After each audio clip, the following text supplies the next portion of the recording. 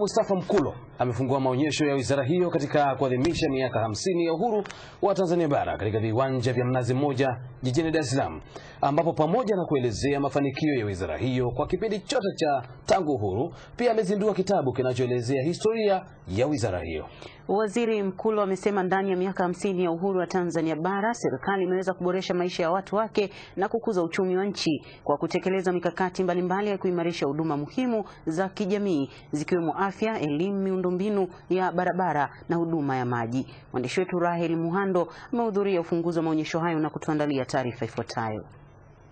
Kikuu ya Tanzania miaka 50 ya uhuru wa Tanzania bara. Kwanza, ufunguzi huu ulianza kwa maandamano kwa taasisi na idara mbalimbali za Wizara ya Fedha kuashiria ufunguzi wa maonyesho hayo ya miaka 50 ya uhuru wa Tanzania bara.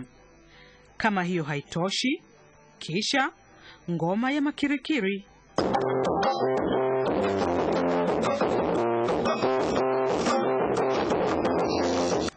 Mara baada ya burudani hiyo, Waziri Mkulo akazungumza na watu waliohudhuria katika maonyesho hayo, ambapo amesema serikali katika kipindi cha miaka 50 ya uhuru wa Tanzania bara imepiga hatua kubwa kimaendeleo ikilinganishwa na miaka ya nyuma. Hali ya maisha ya Tanzania ilivyo leo sivyo ilivyokuwa wakati tunapata uhuru mwaka 1961. Watu wengi wanapata huduma za kijamii kama vile elimu, huduma za afya, maji na barabara. Lakini ni zipi changamoto za wizara hii?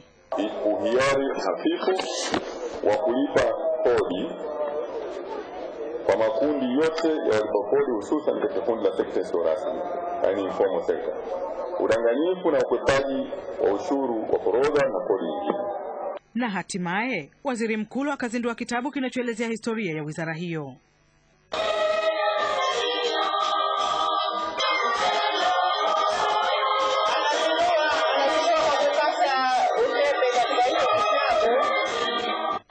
Rahel Muhando, TBC1, Dar es Salaam.